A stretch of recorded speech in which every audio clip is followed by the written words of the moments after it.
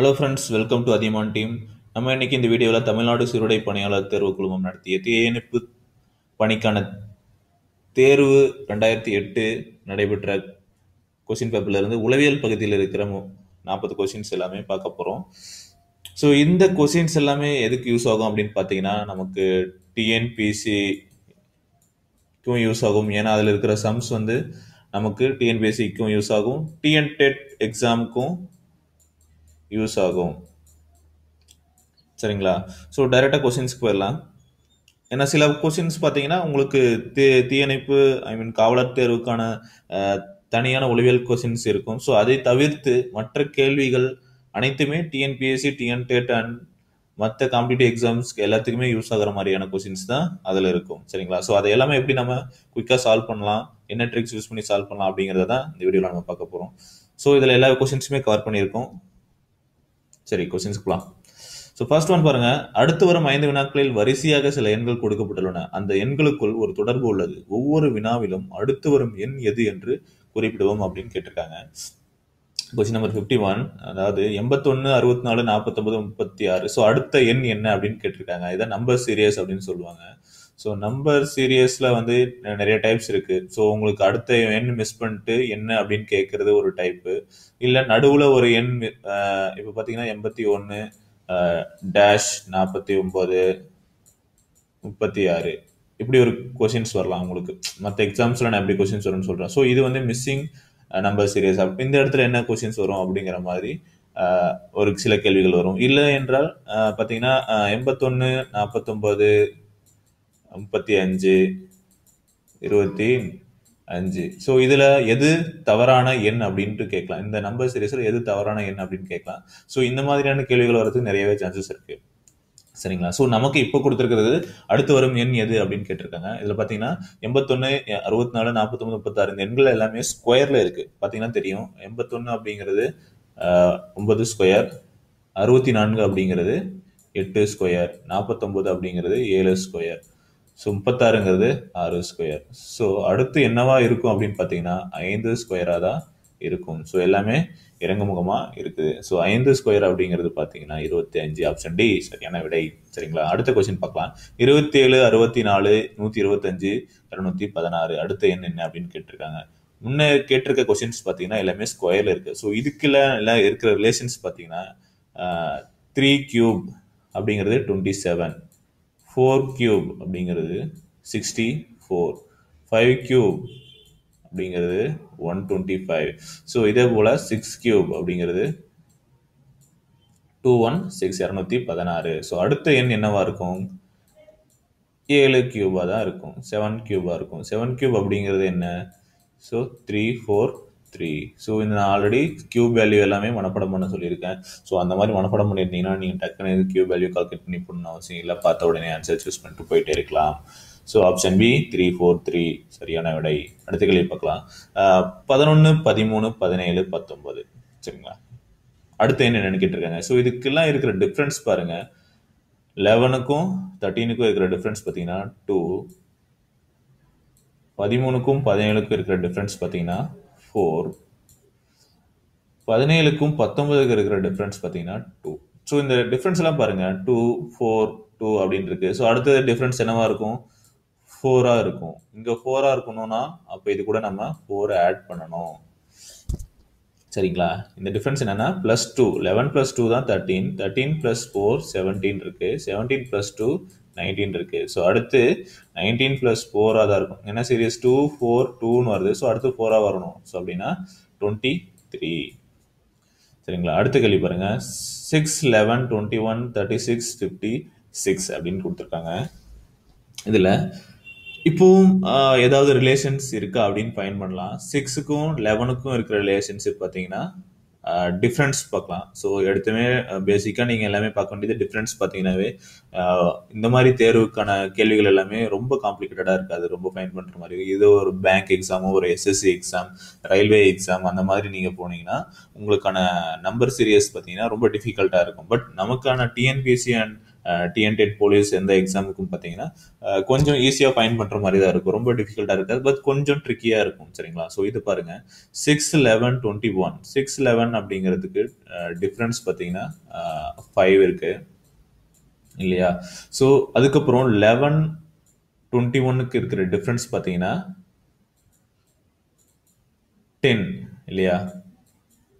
11 + 10 21 வந்துருச்சா? ஸோ அடுத்து பார்த்தீங்கன்னா 21க்கு அப்புறம் 36 இருக்கு. ஸோ இந்த 36க்கும் 21க்கு இருக்கிற டிஃபரன்ஸ் பார்த்தீங்கன்னா 15 இருக்கு. ஸோ அடுத்து பார்த்தீங்கன்னா 36, 56. ஸோ இதனுடைய டிஃபரன்ஸ் 20. ஸோ ஆப்வியஸ்லி இங்கே பார்த்தீங்கன்னா 5, 10, 15, 20 அப்படின்ட்டு இன்க்ரீஸ் ஆகிட்டே போயிட்டு இருக்கு. ஸோ அடுத்த டிஃபரன்ஸ் என்னவா இருக்கும்? 25 இருக்கும். ஸோ இங்கே 25னா 56 + 25 தான் உங்களுடைய இங்கே வரக்கூடிய எண்ணா இருக்கும். ஸோ அப்படி பார்த்தீங்கன்னா 81 அப்படிங்கிறது தான் சரியான விடை.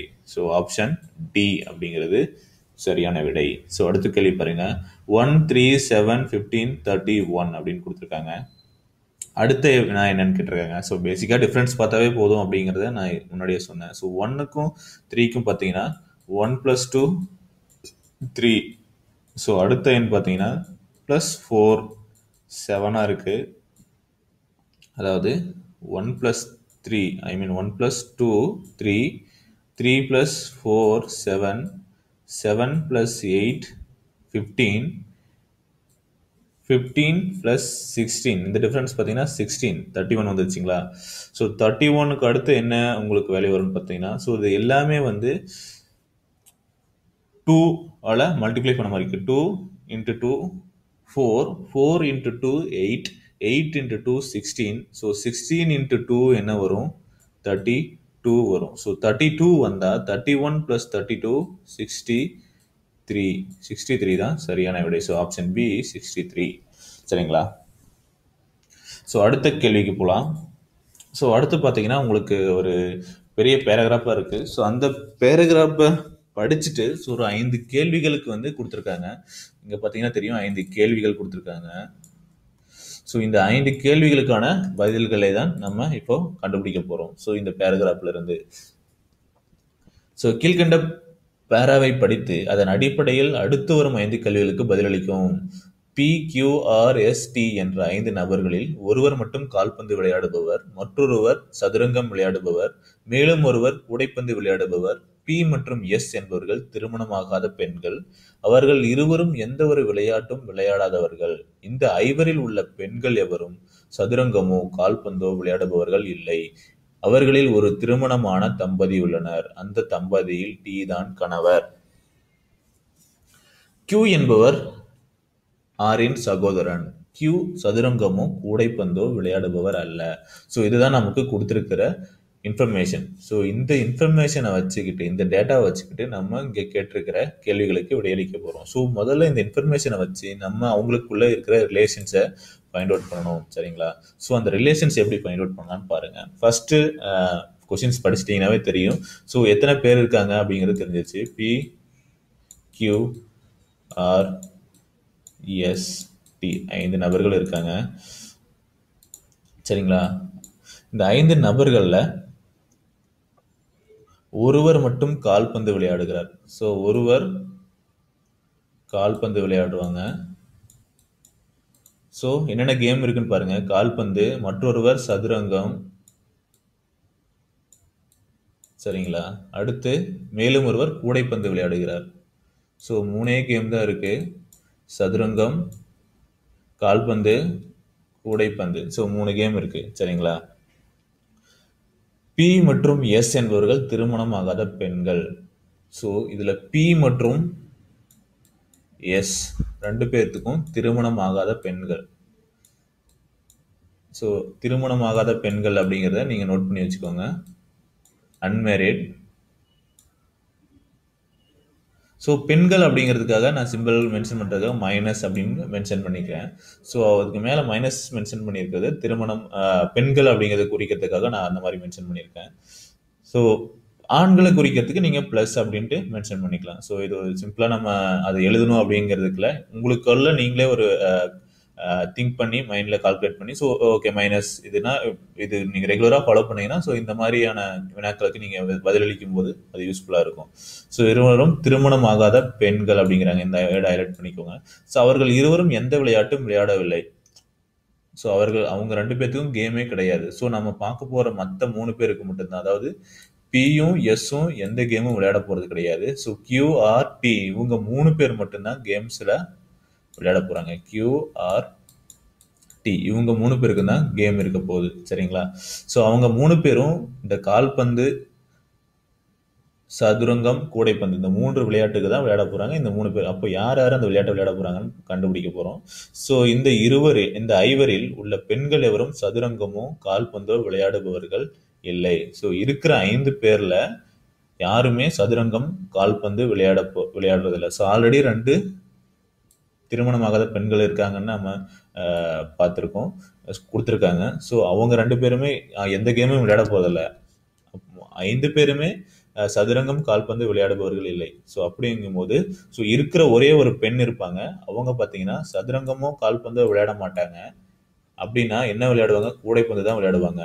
ஸோ கூடைப்பந்து அப்படிங்கிறது ஒரு பெண் விளையாடுற கேமா இருக்கு. ஸோ அவங்க பெண் அப்படிங்கிறது யாரு அப்படின்றது தெரியாது. நம்ம அடுத்த லைனை படிச்சா நமக்கு தெரியும். அவர்களில் திருமணமான தம்பதி உள்ளனர். ஸோ அவங்கள ஒரு மேரிட் கப்பிள் இருக்காங்க. ஸோ அந்த தம்பதி டி தான் கணவர். ஸோ இந்த 3 பேர் தான். ஏன்னா நம்ம 2 பேர் சொல்லிட்டோம், 2 பேருக்கு திருமணம் ஆகலை அப்படின்னு சொல்லி, பிஎஸ் 2 பேருக்கு திருமணம் ஆகலை அப்படின்னு பார்த்துட்டோம். ஆனா இருக்கிற இந்த 3 பேர்த்துல ஒரு திருமணமான தம்பதி உள்ளனர். அந்த தம்பதியில் டி தான் கணவர் அப்படின்னு கொடுத்துருக்காங்க. ஸோ டி கணவர் அப்படிங்கிறதுக்காக, ஆண் அப்படிங்கிறது குறிக்கிறதுக்காக மேல் சிம்பலுக்காக பிளஸ் போட்டுக்கிறேன். அந்த தம்பதியில் டி தான் கணவர் அப்படின்னு கொடுத்துருக்காங்க. சரிங்களா? கியூ என்பவர் ஆரின் சகோதரன். கியூ என்பவர், ஸோ ஆரின் சகோதரன் அப்படிங்கும்போது கியூ வந்து ஒரு மேலா இருக்கணும். சரிங்களா? ஆர் வந்து ஃபீமேலா இருக்கணும். சரிங்களா? இருக்கிற இந்த 3 பேர்த்துக்குள்ள ரிலேஷன் நம்ம இப்போ கண்டுபிடிச்சிட்டோம். ஏன்னா அடுத்த லைன் பார்த்தீங்கன்னா கியூ என்பவர் ஆரின் சகோதரன். ஸோ கியூ என்பவர் தான் சகோதரன். கியூ அப்படிங்கிறது ஒரு மேலா இருக்கணும். டி வந்து ஒரு மேரிட் பர்சன், அவர் தான் கணவர். ஸோ கண்டிப்பா டி வந்து கியூ கூட மேரி ஆக போறது கிடையாது. ஸோ ஒரு பெண்ணோட தான் மேரேஜ் பண்ணியிருக்க போறாரு. ஸோ அதுதான் ஆரா இருக்க போகுது. ஸோ இவங்க 2 பேரும் ஒரு மேரிட் கப்புள். சரிங்களா? ஸோ இதில் இருக்கிற பெண் வந்து ஆர் அப்படிங்கிறத நம்ம ஃபைண்ட் பண்ணிட்டோம். ஸோ கியூ அப்படிங்கிறது ஒரு மேல் அப்படிங்கிறத ஃபைண்ட் பண்ணிட்டோம். டியும் மேல் அப்படிங்கிறது தெரிஞ்சிருச்சு. சரிங்களா? ஸோ எல்லாருக்கான ஆண் பெண் யார் அப்படின்னு ஃபைண்ட் பண்ணிட்டோம். ஸோ இப்போ யார் எந்த கேம் விளையாடுறாங்க அப்படின்னு பாருங்க. இந்த ஐவரில் உள்ள பெண்கள் எவரும் சதுரங்கமோ கால்பந்தோ விளையாடுபவர்கள் இல்லை. சதுரங்கமோ கால்பந்தோ விளையாடுபவர் இல்லை அப்படின்னு சொல்லிட்டோம். ஸோ கூடைப்பந்து இருக்கிற ஒரு பெண் மட்டும் விளையாட போறாங்க. ஸோ ஆர் வந்து கூடைப்பந்து விளையாடுறாங்க. சரிங்களா?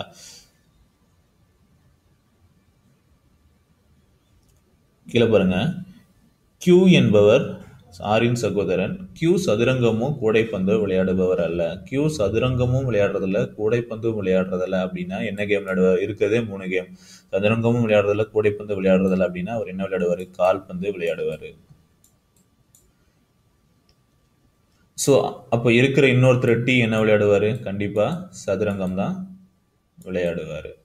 ஸோ இவ்வளவுதாங்க, நம்ம இந்த கேள்விக்கான விடைகளை கண்டுபிடிச்சிட்டோம். ஸோ இப்போ கொடுத்திருக்கிற இந்த 5 கேள்விகளுக்கான விடையை என்னன்னு பார்க்கலாம்.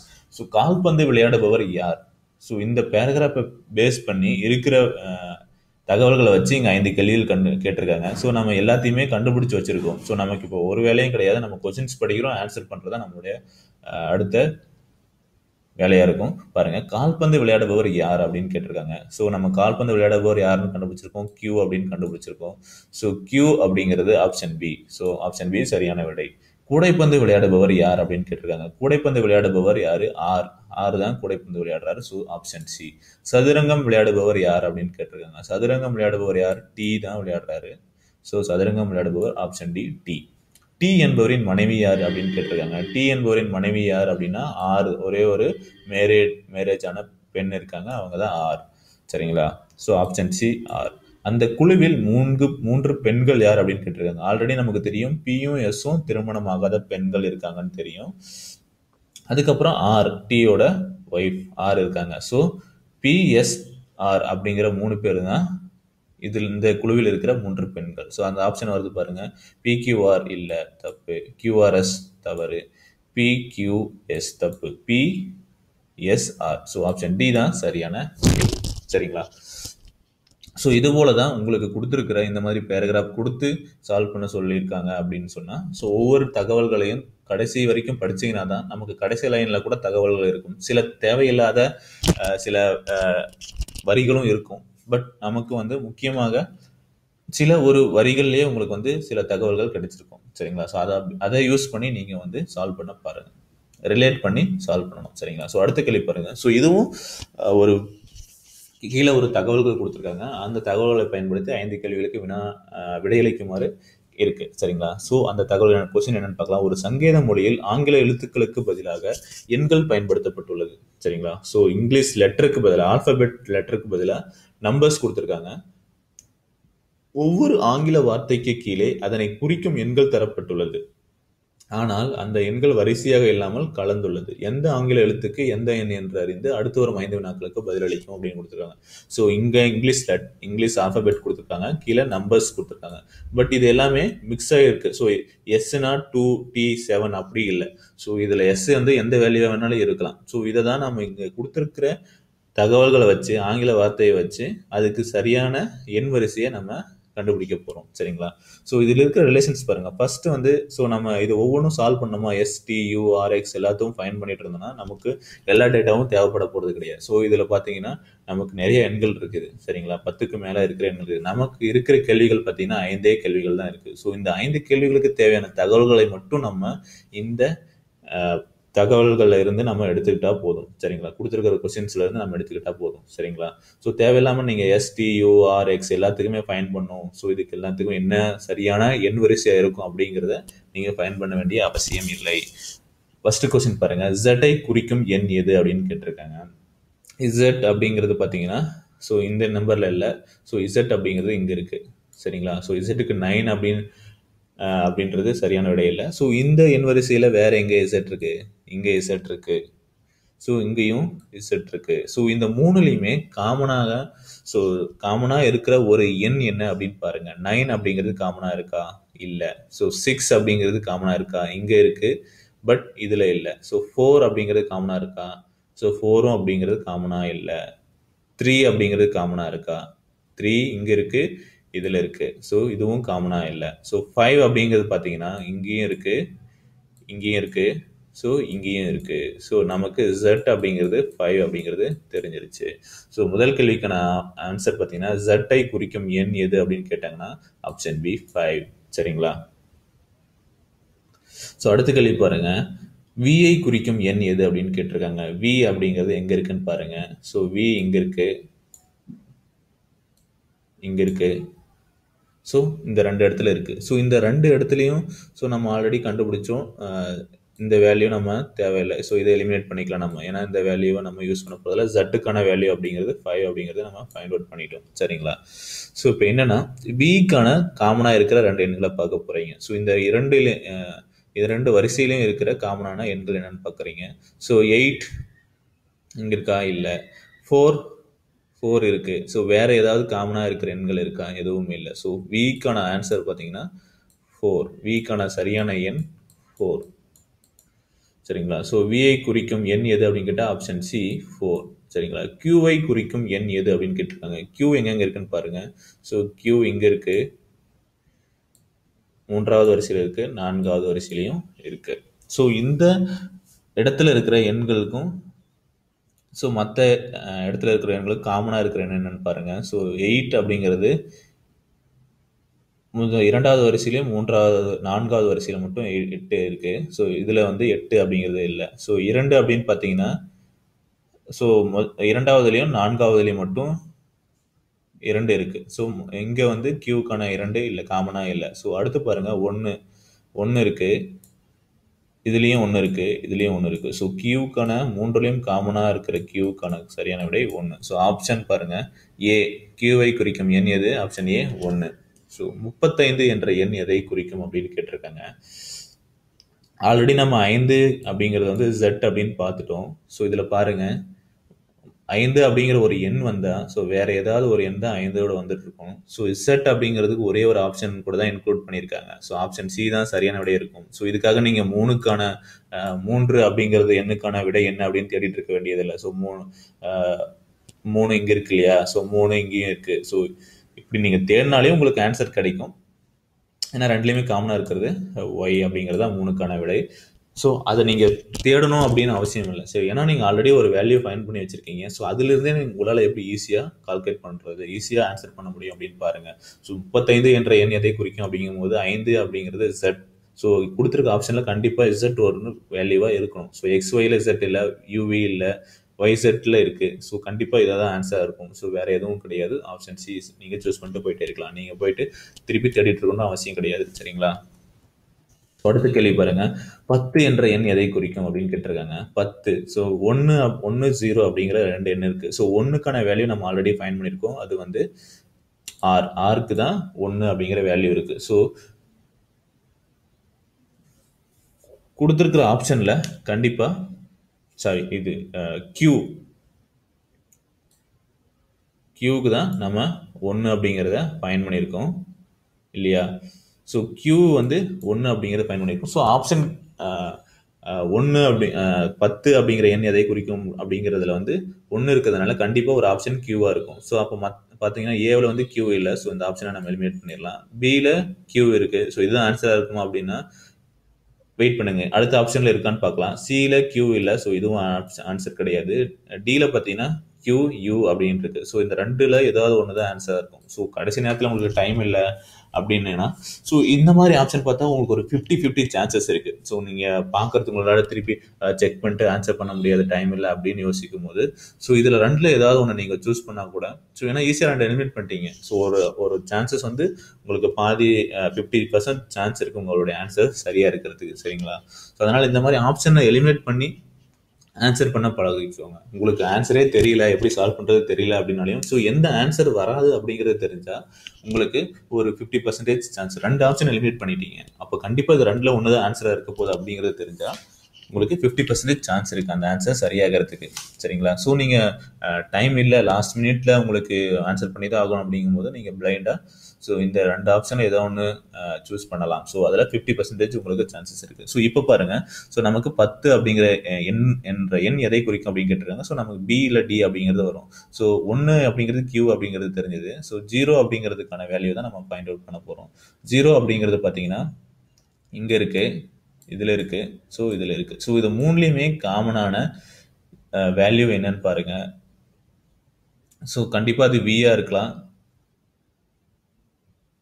வியா இருக்காது. ஏன்னா பிக்கான வேல்யூ 4 அப்படிங்கிறது நம்ம ஆல்ரெடி ஃபைண்ட் பண்ணிட்டோம். சரிங்களா? ஸோ அப்போ எப்படி பி 0ங்கிறது வியா இருக்கும்? வியாவே இருக்க முடியாது. ஸோ நம்ம இது திருப்பி கூட நம்ம தேட வேண்டிய அவசியமே இல்லை. பார்த்தீங்களா? ஸோ இப்போ இந்த ஆப்ஷனும் நம்ம ஈஸியாக எலிமினேட் பண்ணிடலாம். சரிங்களா? ஏன்னா வி அப்படிங்கிறது 4 அப்படிங்கிறது நம்ம ஆல்ரெடி ஃபைண்ட் அவுட் பண்ணிட்டோம். ஸோ அப்போ ஆப்வியஸா யூ அப்படிங்கிறதுக்கான வேல்யூ தான் 0வா இருக்க முடியும். ஸோ ஏன்னா இங்கே யூ இருக்கு, ஸோ இங்கேயும் இருக்கு, இங்கேயும் இருக்கு. ஸோ யூ தான் கரெக்டான விடை. ஸோ ஆப்ஷன் டி தான் கரெக்டான விடை. சரிங்களா? ஏன்னா நம்ம கொடுத்துருக்க இங்கே வேலையை வச்சு ஸோ இந்த எண் இருக்கு, அப்போ இந்த ஆப்ஷன் வராது அப்படிங்கிறத நம்ம ஈஸியாக ஃபைண்ட் அவுட் பண்ணிடலாம். ஸோ நம்ம திருப்பி தேட வேண்டிய அவசியம் இல்லை. சரிங்களா? ஸோ அடுத்த கேள்வி பார்க்கலாம். ஸோ கோடை காலத்தில் வெண்மையான உடைகளை அணிவது நல்லது, ஏனெனில். ஸோ இதுதான் உளவியல் சம்பந்தமான கேள்விகள். ஸோ இந்த மாதிரியான கேள்விகள் வந்து காவலர் பணிக்கான கேள்விகளாக இருக்குது. ஸோ டிஎன்பிசி டிஎன்டெட்ல இந்த மாதிரி கேள்விகள் வரணுமா, இது மாதிரியான கேள்விகள் பட் வேற மாதிரியான கேள்விகள் வரும். ஸோ இந்த டைப் கொஸ்டின்ஸ் தான் இருக்கும், பட் வேற மாதிரியான அவங்களுக்கு ரிலேட்டடாக இருக்கிற கொஸ்டின்ஸ் வந்து சைக்காலஜியில் வந்து வரும். சரிங்களா? இது காவலர்களுக்கான ஒரு உளவியல் சம்பந்தப்பட்ட கேள்விகள். சரிங்களா? கோடை காலத்தில் வெண்மையான உடைகளை அணிவது நல்லது, ஏனெனில் வெள்ளை ஆடைகள் மென்மையாகவும் இதமாகவும் இருக்கும் அப்படிங்கிறதுக்காகவா? வெள்ளை ஆடைகள் அணிவது சௌகரியமாக இருக்கும். வெள்ளை ஆடைகள் கருப்பு ஆடைகளை விட குறைந்த அளவு வெப்பத்தையே உள்ளிழுக்கும். வெள்ளை ஆடைகள் துவைப்பதற்கு எளிது. ஸோ இது எல்லாமே பார்த்தீங்கன்னா ஜென்ரலாக சொல்ற ஆப்ஷன்ஸ். ஆனால் இதில் இருக்கிற உள்ள ஒரு சயின்ஸ் என்னன்னா, வெள்ளை ஆடைகள் கருப்பு ஆடைகளை விட குறைந்த அளவு வெப்பத்தையே உள்ளிழுக்கும். ஸோ அதனால தான் வெயில் அதிகமாக இருக்கிற கோடை காலத்தில் நம்ம வெள்ளை ஆடைகளை அணிவது நல்லது அப்படின்னு சொல்றாங்க.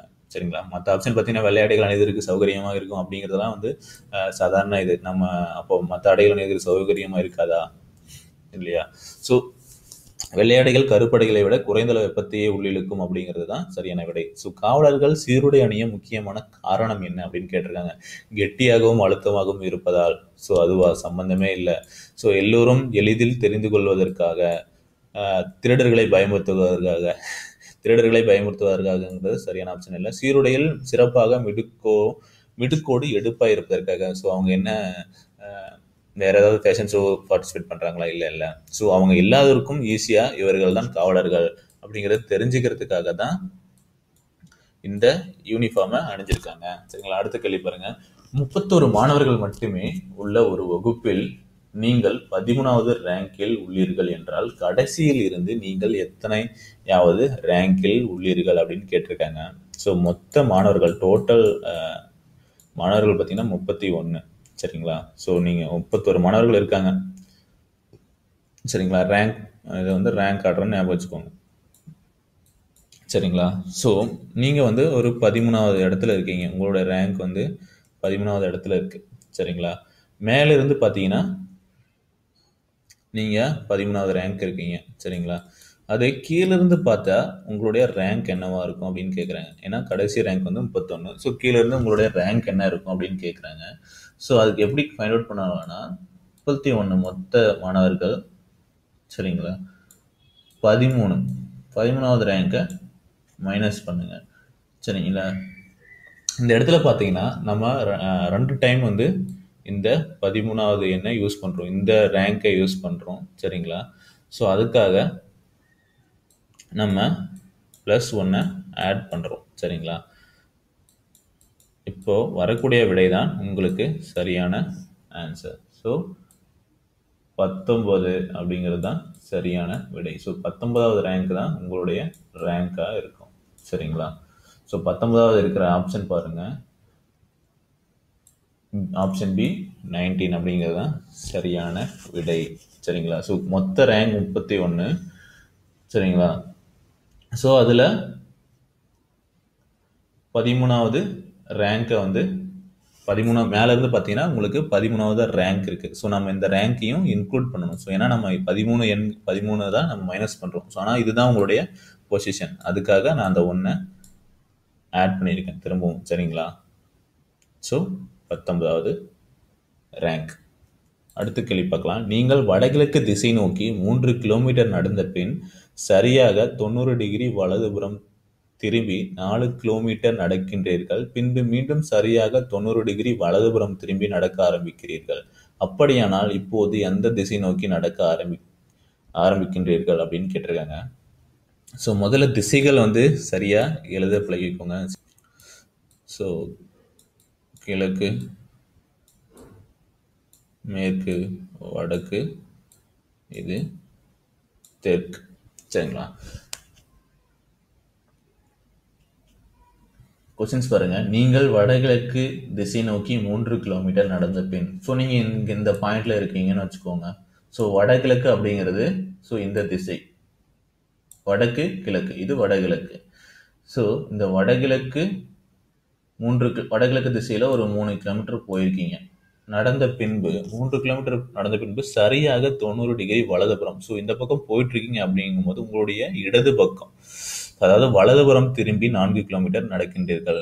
இது இடது பக்கம், இது வலது பக்கம். ஸோ ரைட், இது லெஃப்ட். சரிங்களா. ஸோ உங்களுடைய வலதுபுறம் திரும்பி 4 கிலோமீட்டர், அதாவது 90 டிகிரி சரியாக. ஸோ இந்த கோணம் பார்த்தீங்கன்னா 90 டிகிரி சரியாக இருக்கும். சரிங்களா. ஸோ ஒரு 4 கிலோமீட்டர் நடந்திருக்கீங்க. ஸோ இது வந்து 4 கிலோமீட்டர்ஸ்.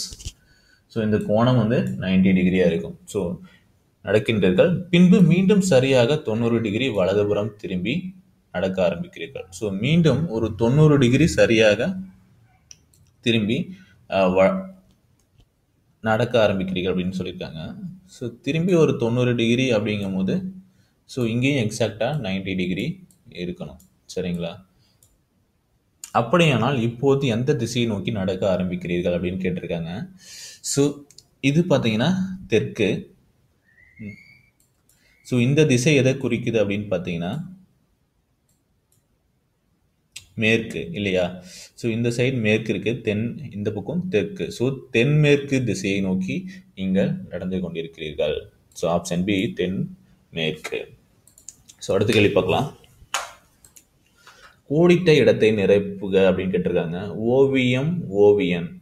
ஸோ அவங்களுடைய தொழில் சொல்லியிருக்காங்க. ராகம் அப்படிங்கிறது வந்து இசையமைப்பாளர். ராகம் அப்படிங்கிறது இசைக்கான சம்பந்தப்பட்டது. ஸோ இசையமைப்பாளர் அப்படிங்கிறது சரியான விடை.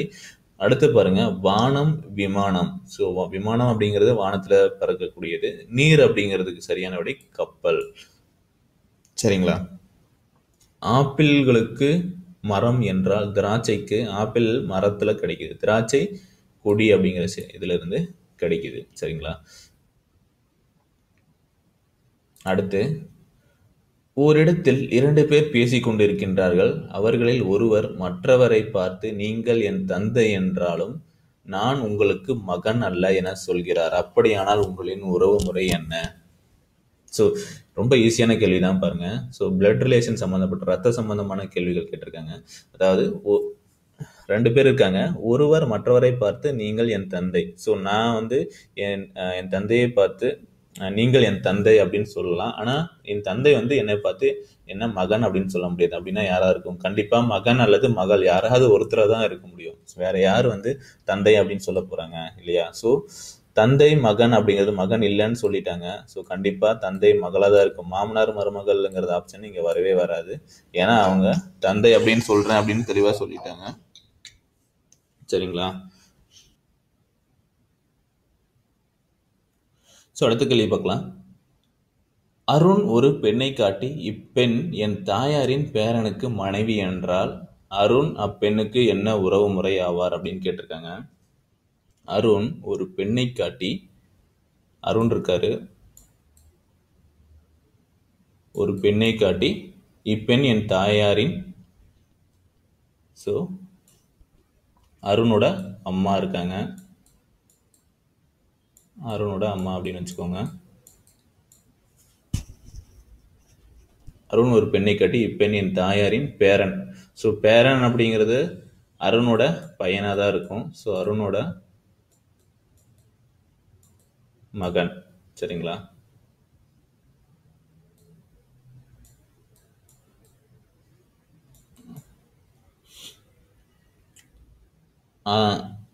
பேரனுக்கு மனைவி அப்படின்னு சொல்றாங்க. ஸோ அருணோட மகனோட மனைவியே அப்படின்னு சொல்றாங்க. சரிங்களா? என்றால், அதாவது அருண் ஒரு பெண்ணை காட்டி இப்பெண் என் தாயாரின் பேரனுக்கு மனைவி அப்படின்னு சொல்லியிருக்காங்க. அப்படின்னா அருண் அப்பெண்ணுக்கு என்ன உறவு முறை ஆவார்னு கேட்டிருக்காங்க. ஸோ என்னவா இருக்கும்? மகனோட மனைவி என்னவா இருக்கும்? இவருக்கு மருமகளா இருக்கும். அந்த பெண்ணுக்கு இவர் வந்து மாமனார். சரிங்களா? ஸோ ஆப்ஷன் பி மாமனார் அப்படிங்கிறது தான் சரியான விடை. சரிங்களா? அடுத்த கேள்வி பார்க்கலாம். 1 முதல் 100 வரை எண்ணால் எழுதும் போது எத்தனை முறை 9 என்ற எண் வரும் அப்படின்னு கேட்டிருக்காங்க. ஸோ 1ல இருந்து 100 வரைக்கும் இருக்கிற எண்கள் எழுதும் போது 9 அப்படிங்கிறது எத்தனை இடத்துல வரும் அப்படின்னு கேட்டிருக்காங்க. சரிங்களா? ஸோ 9, 19, 29 இப்படின்ட்டு நம்ம 100 வரைக்கும்னா 99 வரைக்கும் நம்ம எழுதுவோம். சரிங்களா? ஸோ இதுல எத்தனை முறை 9 வருது அப்படின்னு கேட்டிருக்காங்க. ஸோ 9ல இருந்து 89 வரைக்குமே உங்களுக்கு இல்லையா, உங்களுக்கு 9 வந்திருக்கும் உங்களுக்கு. சரிங்களா? ஸோ 99 அப்படின்னு வரும்போது உங்களுக்கு 2 9 உங்களுக்கு வந்துடும். ஸோ அதில் 2 9 இருக்கு. ஸோ 90 மீதி பார்த்தீங்கன்னா 90ல இருந்து 99 வரைக்கும் இருக்குங்க. நம்ம 99 ஆல்ரெடி ஆட் பண்ணிட்டோம். ஸோ 98 வரைக்கும் உங்களுக்கு 9 9கள் இங்கே இருக்கும். சரிங்களா? ஸோ மொத்தம் பாருங்க, அதாவது 9ல இருந்து 89 வரைக்கும் உங்களுக்கு 9 9s கிடைக்கும். சரிங்களா?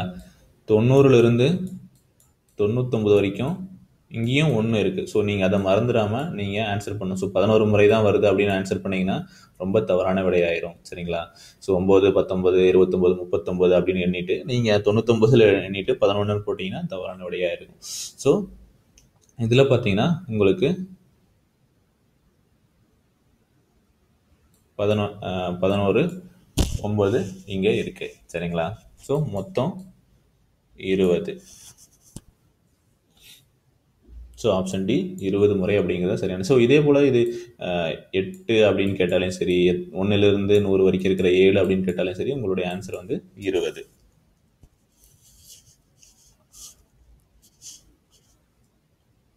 சரிங்களா?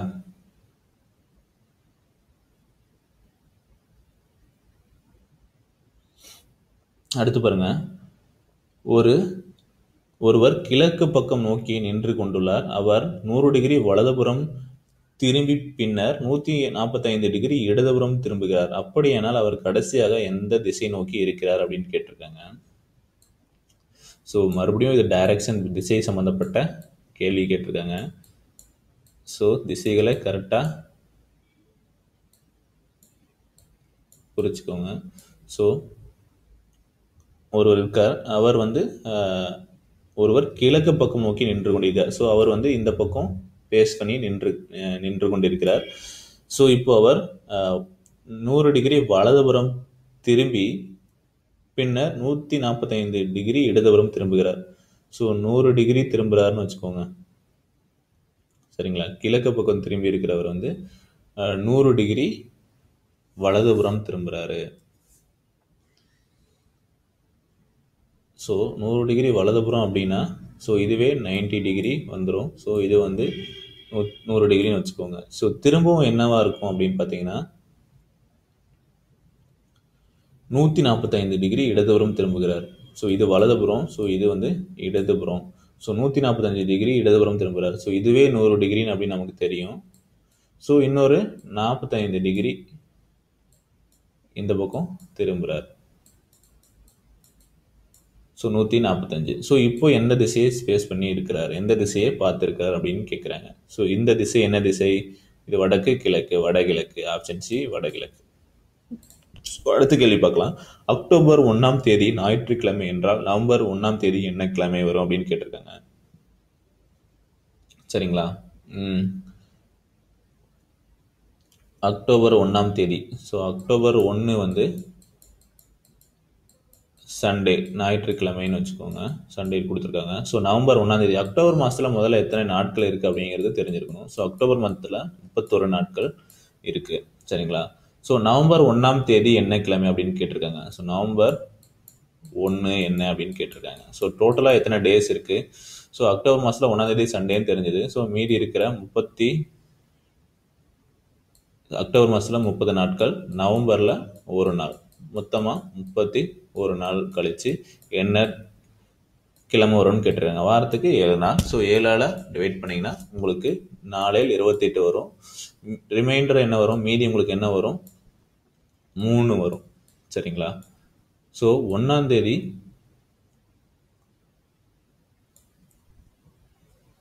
எண் 3 அப்படிங்கிறது உங்களுக்கு 1ஆம் தேதி வந்து சண்டே வருது. ஸோ நாட்களில் பார்த்தீங்கன்னா ஞாயிறு அப்படிங்கிறது வந்து 0, திங்கள் அப்படிங்கிறது 1, செவ்வாய் அப்படிங்கிறது 2, புதன் அப்படிங்கிறது 3. ஸோ ஏன்னா இந்த ரிமைண்டர் வருது இல்லைங்களா? ஸோ அந்த ரிமைண்டரை பேஸ் பண்ணி தான் நம்ம வந்து ஆன்சர் பண்ண போகிறோம். ஸோ இங்கே வந்து உங்களுக்கு ரிமைண்டர் எதுவுமே வரல, 0 அப்படின்னு வந்துச்சுன்னா அந்த தேதி வந்து ஞாயிறாக இருக்கும். ஸோ இங்கே பார்த்தீங்கன்னா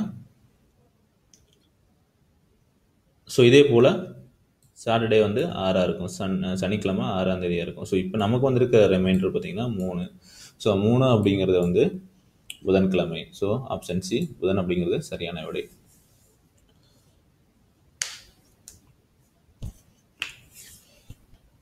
அடுத்த கேள்வி பாருங்க. கீழ்கண்ட சொற்களில் குழுவுடன் சேராத சொல் எது அப்படின்னு கேட்டிருக்காங்க.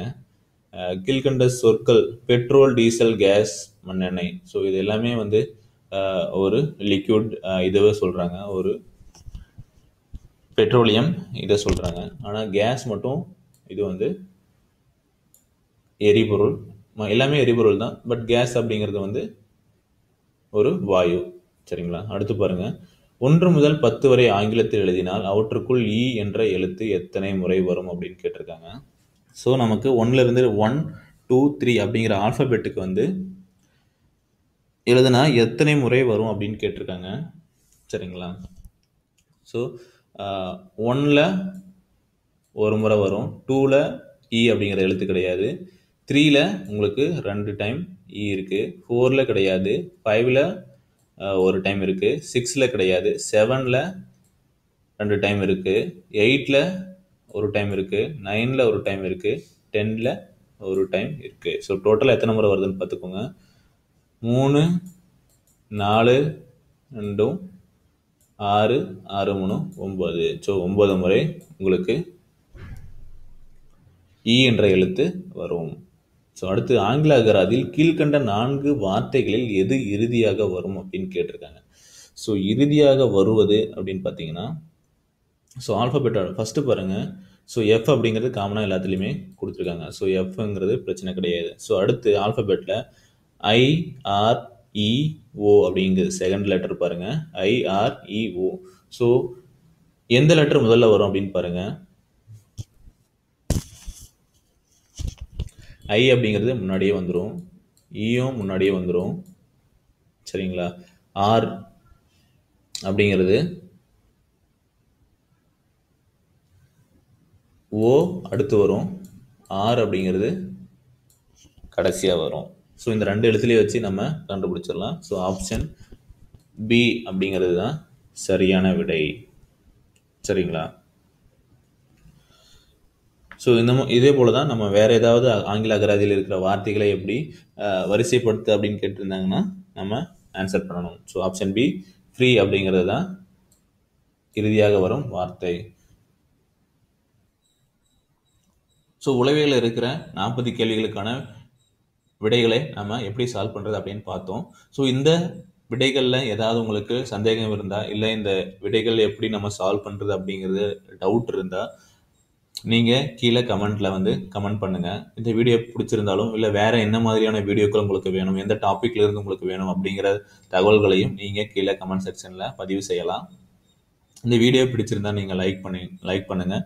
உங்கள் ஃப்ரெண்ட்ஸ் யாராவது காம்படிட்டிவ் எக்ஸாம்ஸ்க்கு ப்ரிப்பேர் பண்ணுறாங்க அப்படின்னா, டிஎன்பிஎஸ்சியாக இருக்கட்டும், டிஎன்டெட், போலீஸ், எந்த எக்ஸாமாக எந்த காம்படிட்டிவ் எக்ஸாம் இருந்தாலும் அவங்களுக்கு இந்த வீடியோவை ஷேர் பண்ணுங்கள். ஸோ அவங்களும் இந்த வீடியோவை பார்த்து பயன்பெறுவாங்க. ஏன்னா இதில் இருக்கிற ட்ரிக்ஸ் வந்து அவங்களுக்கு தெரியாமல் இருந்திருக்கலாம். ஸோ அவங்களுக்கு கொஞ்சம் ஹெல்ப்ஃபுல்லாக இருக்கும். ஸோ இது போன்ற வீடியோக்கள் போட்டித் தேர்வு சம்பந்தமான டிஎன்பிஎஸ்சி, டிஎன்டெட் எக்ஸாம் சம்மந்தப்பட்ட கேள்விகள், வினாத்தாள்கள், previous year question and answer analysis எல்லாமே வந்து நம்ம எல்லா டாப்பிக்கும், பொது அறிவு, இங்கிலீஷ், மேக்ஸ் எல்லாமே ரெகுலராக பார்த்துட்ருக்கோம். சரிங்களா? ஸோ அந்த தகவல்கள் உங்களுக்கு உடனுக்குடனே தெரியணும் அப்படின்னு நினச்சிங்கன்னா எங்களுடைய சேனலுக்கு சப்ஸ்கிரைப் பண்ணுங்கள். சப்ஸ்கிரைப் பண்ணிவிட்டு அந்த பெல் பட்டனை கிளிக் பண்ணிட்டு வெயிட் பண்ணிட்டு இருங்க. ஸோ நாங்கள் எப்பெல்லாம் வீடியோ அப்லோட் பண்ணுறோமோ உடனே உங்களுக்கு நோட்டிஃபிகேஷன் வரும். ஸோ நீங்கள் பார்த்து லேர்ன் பண்ணிக்கலாம். சரிங்களா? நன்றி, வணக்கம்.